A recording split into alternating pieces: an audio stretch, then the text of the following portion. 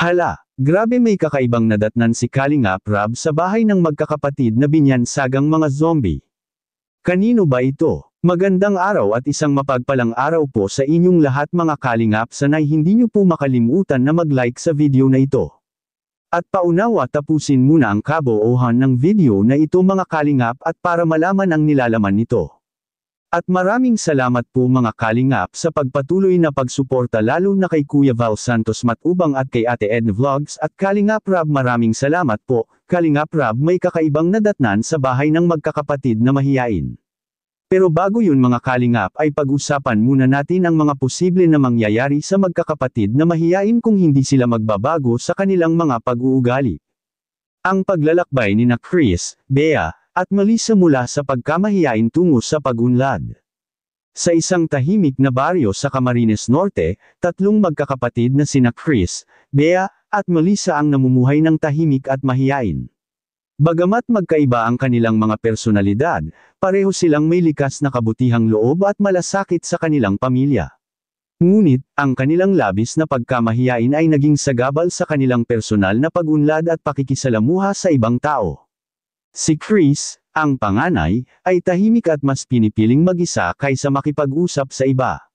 Si Bea naman, ang pangalawa, ay mahilig magbasa at magsulat, ngunit nahihirapan siyang ipahayag ang kanyang mga opinyon sa harap ng marami. Samantalang si Melissa, ang bunso, ay mahiyain at takot makipagkaibigan, kaya't madalas siyang mag-isa sa kanilang bahay. Dahil sa kanilang pagkamahiyain, nahirapan silang makipag-ugnayan sa kanilang mga kamag-aral at kapitbahay. Si Chris ay hindi makapagsalita sa harap ng klase, kaya't hindi siya napapansin ng guro. Si Bea, bagamat matalino, ay hindi makapagsalita sa harap ng klase, kaya't hindi siya napapansin ng guro. Si Melissa naman, dahil sa takot makipagkaibigan, ay madalas mag-isa at hindi nakakaranas ng saya sa pakikisalamuha.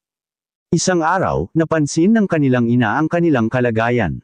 Dahil dito, nagdesisyon siyang tulungan ang kanyang mga anak na mapaglabanan ang kanilang pagkamahiyain. Inyong itinuro sa kanila ang kahalagahan ng komunikasyon at pakikisalamuha sa ibang tao. Pinayuhan silang magsimula sa maliliit na hakbang, tulad ng pagpapakilala sa kanilang mga sarili at pakikipag-usap sa mga tao o bisita nila sa bahay nila. Sa tulong ng kanilang ina, natutunan ni Chris, Bea, at Melissa na yakapin ang kanilang mga takot at magtiwala sa kanilang sarili. Si Chris ay dahan-dahan na magsalita sa harap ng nila Kalingap Rab at naging aktibo sa mga talakayan. Si Bea naman ay nagsimulang magbahagi ng kanyang mga opinyon at naging inspirasyon. Si Melissa ay natutong makipagkaibigan at nakahanap ng mga tunay na kaibigan. Ang kanilang paglalakbay mula sa pagkamahiyain tungo sa pag-unlad ay nagsilbing inspirasyon sa kanilang komunidad. Ipinakita nila na sa pamamagitan ng pagtutulungan at pagtiwala sa sarili, anumang hadlang ay maaaring mapagtagumpayan. Ang kanilang kwento ay nagpapaalala sa atin na ang bawat isa ay may kakayahang magbago at magtagumpay, basta't may malasakit at determinasyon. Sa huli, sina Chris, Bea, at Melissa ay naging mga huwaran ng tapang at pag-unlad sa kanilang baryo. Ang kanilang kwento ay patunay na ang pagbabago ay nagsisimula sa ating sarili, at sa bawat hakbang na ating ginagawa, tayo ay lumalapit sa ating mga pangarap, at gulantang ang lahat. Pinapakita ng magkakapatid na mahiyain sa kamera hindi pa rin nagbabago. Yan ang ating makikita sa video. Yan, shampoo, at sabong panlaba. Kayo, Nay, kumusta naman kayo, Nay? Kumusta yung pag-aalaga niyo dito sa mga bata? Ano nangyayari po? Hindi, ano mga itsura, lalo na kayo po. Basta may ibang tao, Nay, ganito sila. Kahit sinong tao, kahit hindi kami. Opo. Pero pag kulang na punta dito, may ingay. Anong klaseng maingay po? Nag-uusap sila? Hindi nagtatawanan. Ilang apat. Pero, mahina lang. Mahina lang sila magsalita. Malakas po. Lakas naman pala. Kaya nga sabi ng asawa ko para daw mga palaka, maingay dito sa loob. Pero pag sa labas, Wala po silang imig. sila sa ibang tao? Nay? Kulang po kasi silang tatlo na mga nalakan dyan. Di kaya na yun ay natatakot sila sa mga naging kalaro nila. Takot ba kayo sa ibang tao? Elisa? May nag-away ba sa inyo? Kasi ganyan kayo ay hindi kayo nagsasalita. Malapit na ang pasukan. Nire-ready namin kayo sa pasukan para matuto kayo.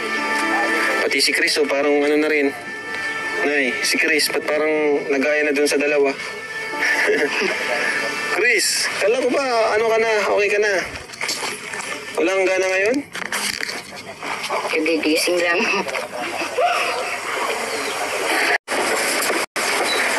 Makulog-ulo na kita. Grabe ka mo. Sayang opportunity, guys. Kaya pa, sakit ang mind ako. Para makadatin. Ano na? Bia. Gatod mo lang yan. Bye-bye. Alis na talaga kami na eh. Alis na. Sabi ka na yan. Chris, ano na? Tamo na yan. Ilang araw na tamo ka yan? Bea, militay. Talaga mo akong pagbabago. Ha?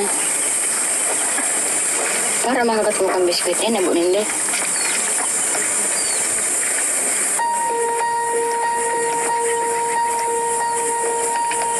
Ano ba gusto rin daw? Pasalamat ka mo, Bea. Tinatabangan ka mo. Pag iyan nawala sa iyo, sadyan ko ka mo. Hirak-hirak nindo, Bea. Alam nindo. Naku yan, Bea, para sa mo. Para yan sa indong tulog. Itong ikararahay kan sa indong buhay. Ito makakadal ka mo. Yan ako mag-arab sa ko. Na ako, dit lang inadalang ko na kami tios. Pasalamat ka mo at nagtatabang sa indo. Para makanood ka mo. Makuinig para sa mo, para sa indo.